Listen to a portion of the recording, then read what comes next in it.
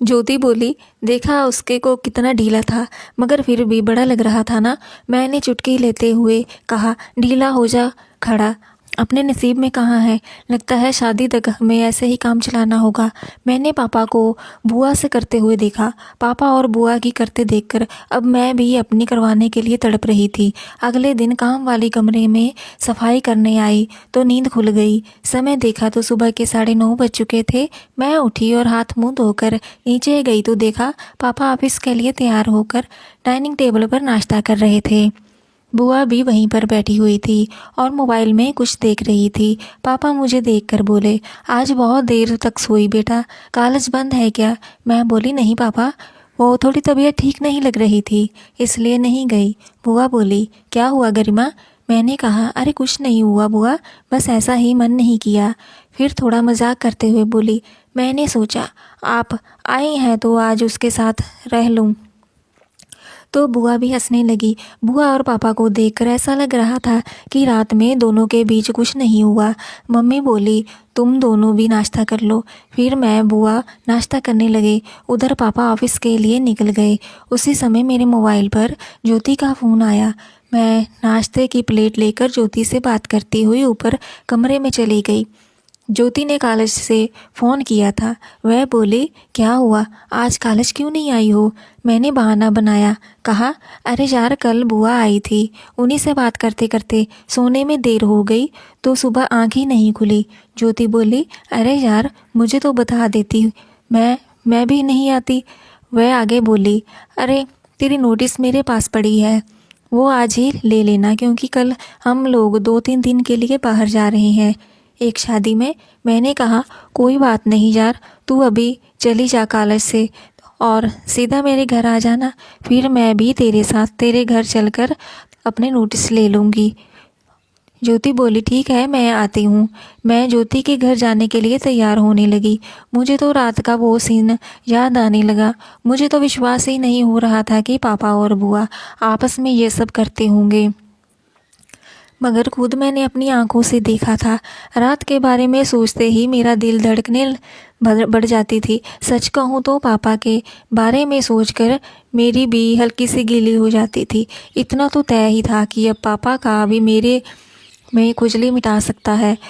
बस अब इसकी शुरुआत कैसे करें, यही सोचना था। अभी ये सब मेरे दिमाग में चल ही रहा था कि ज्योति आ गई। मैं मम्मी से बोलते हुए, मैं ज्योति के घर जा रही हूँ, और बाहर आ गई है। फिर ज्योति और मैं पैदल ही उसके घर के लिए चल दी। हम दोनों इधर उधर की बातें करते हुए चलने लगी। तभी ज्योति बोली, चल पीछे वाले रास्ते से चलते हैं। मैंने कहा, चल। दरअसल जिस रास्ते की बात ज्योति ने की थी वे थोड़ा सुनसान पड़ता है, क्योंकि मेरे पापा रेलवे में जॉब करते थे, तो हम रेलवे कॉलोनी में ही रहते थे, जहां बाहरी लोगों का आना जाना कम होता था। वो रास्ता कॉलोनी के पीछे की तरफ से जाता है। उसके दूसरे तरफ रेलवे का खाली मैदान, जिससे बड़े बड़े झाड़ उगे हुए थे। उसके बाद रेलवे लाइन थी। वही आगे रास्ते में एक पुराना ट्यूबवेल और टंकी बनी हुई थी, और अब यूज़ भी नहीं थी, और उसकी बाउंड्री भी टूटी हुई थी। खैर हम लोग बात करते करते जाने लगे, मगर मेरे दिमाग में तो रात का ही सीन चल रहा था। ज्योति बोली, क्या बात है, बड़ी चुपचाप है। मैंने कहा, अरे न यार कुछ नहीं, तेरी बात सुन रही थी। पर इस पर ज्योति बोली, मेरी बात सुन रही थी या कुछ और सोच रही थी। ज्योति बोली, ज्योति जे क्या कह रही थी कि हम अपनी गली से निकलकर पीछे वाले रास्ते पर आ गए। तभी हमने देखा कि एक आदमी सड़क के किनारे बाथरूम कर रहा था, तो देखने में मजदूर लग रहा था, तो उसका मुंह हम लोगों की तरफ ही था।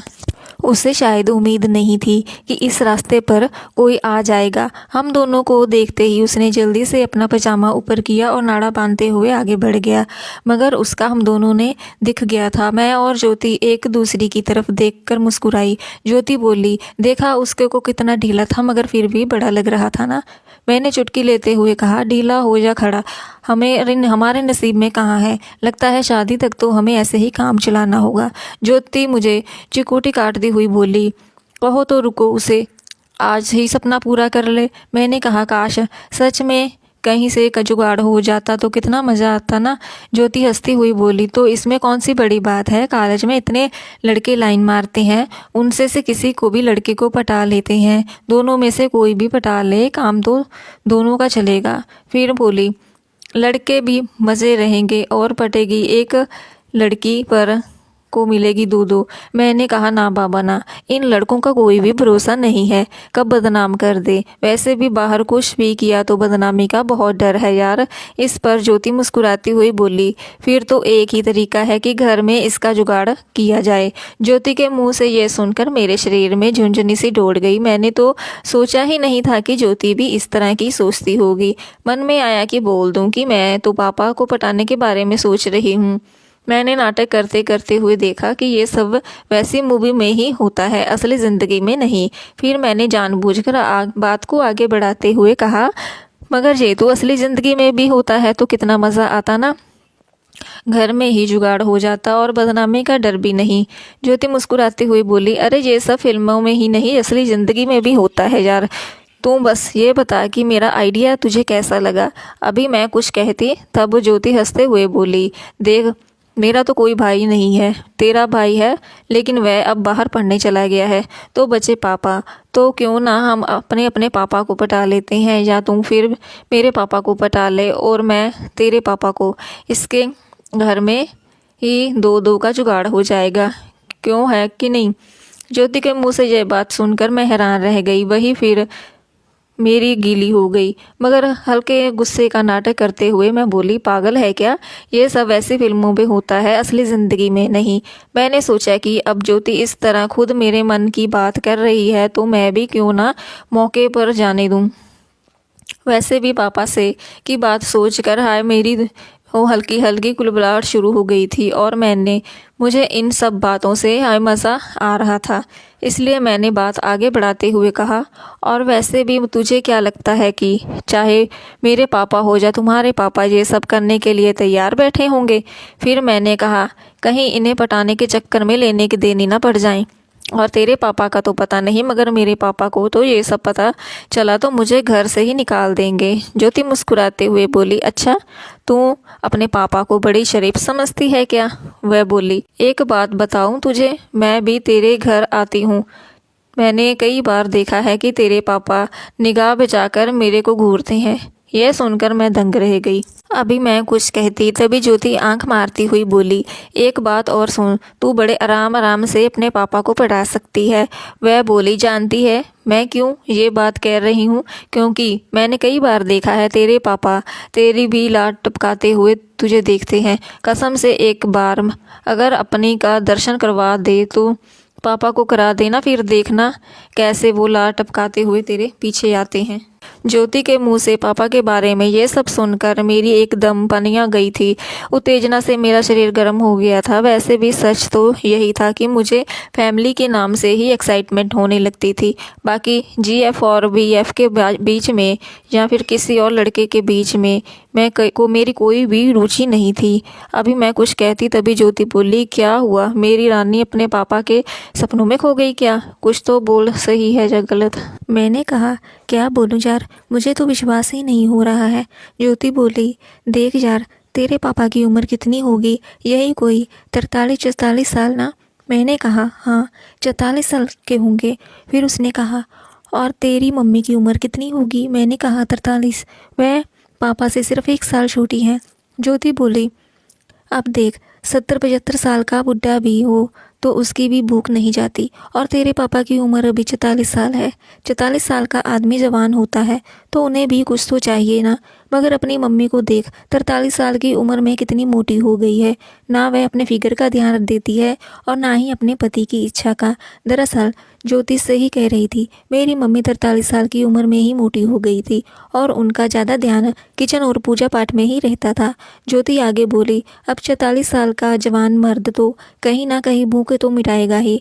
इसलिए मैं कह रही हूँ कि तू एक बार अपने पापा झलक दिखला दे, फिर देख कितने आराम से वे पट जाएंगे। मैंने कहा, यार फिर तो तेरे पापा बहुत खुशकिस्मत वाले हैं और उन्हें तेरी मम्मी जैसी मस्त माल मिली है। दरअसल ज्योति के पापा की उम्र करीब 45 साल होगी और उसकी मम्मी की उम्र 41 साल होगी, मगर वे ज्योति के अगर साथ खड़ी हो तो दोनों बहनें लगती हैं। कोई कहेगा ही नहीं कि माँ बेटी हैं। ज्योति की उम्र ने खुद मुझे बताया था कि अब वह 18 साल की थी तब उनकी शादी हो गई थी। ज्योति जब पैदा हुई तो अभी उनका 19 साल पूरे भी नहीं हुए थे। मतलब ज्योति की मम्मी की मात्र 19 साल ही बड़ी थी। उसकी मम्मी है बहुत खूबसूरत, सुंदर, 5 फुट 1 इंच की हाइट, एकदम कसा हुआ और सुडौल बदन। मेरा तो अक्सर उनका भी करने का मन करता था और मैंने ज्योति से कई बार मजाक में किया था, यार एक बार अपनी मम्मी की कसम से मज़ा आ जाएगा। जब मैंने ज्योति से उसके पापा की खुशकिस्मत वाली बात कही तो ज्योति हंसती हुई बोली, हाँ वह तो है। मैं भी अब ज्योति से खुलकर बात कर रही थी। मैंने कहा, यार फिर तो तेरे पापा तेरी मम्मी की। ज्योति मुस्कुराती हुई बोली, करते ही होंगे, तुझे देखनी है क्या? मैंने उससे कहा, क्यों तू देख चुकी है क्या? ज्योति हंसने लगी। अभी हम सब की ये बातें कर ही रही थी कि इतने में ज्योति का घर आ गया। मैंने कहा, आज शनिवार है, तेरे पापा मम्मी घर का ही होंगे। ज्योति बोली, हाँ। जब हम ज्योति के घर के गेट के घर पहुँचे तो बाहर बोली, पापा की कार नहीं खड़ी है, इसका मतलब वो कहीं गए हुए हैं। मैंने कहा, आंटी तो घर होगी ना? वो बोली, होने तो चाहिए, वैसे सामान लेने अक्सर वे जाती हैं पापा के साथ। बाहर का गेट खोलकर हम अंदर आ गए तो देखा कि दरवाज़ा लॉक था। ज्योति ने दरवाजे पर 2 बार नॉक किया मगर उसकी मम्मी ने दरवाज़ा खोला नहीं। तो वह बोली, दरअसल मम्मी पापा को लगा हुआ कि मैं रोज की तरह 1-1:30 बजे या 2 बजे ही आऊँगी, इसलिए वह घर का सामान लेने गए होंगे। ज्योति के पास घर की चाबी रहती है तो उसमें ताला खोला और हम दोनों अंदर चले गए। अगली कहानी का पार्ट अगले एपिसोड में। तो ये कहानी आपको कैसी लगी कमेंट्स में ज़रूर बताएं। चैनल पर नए हैं तो चैनल को सब्सक्राइब ज़रूर करें ताकि आने वाले वीडियोस का नोटिफिकेशन आपको सबसे पहले मिल सके। ये कहानी काल्पनिक है, इसका वास्तव जीवन से कोई भी संबंध नहीं है। अगर ये कहानी किसी के साथ भी मेल खाती है तो मात्र एक संयोग कहा जाएगा।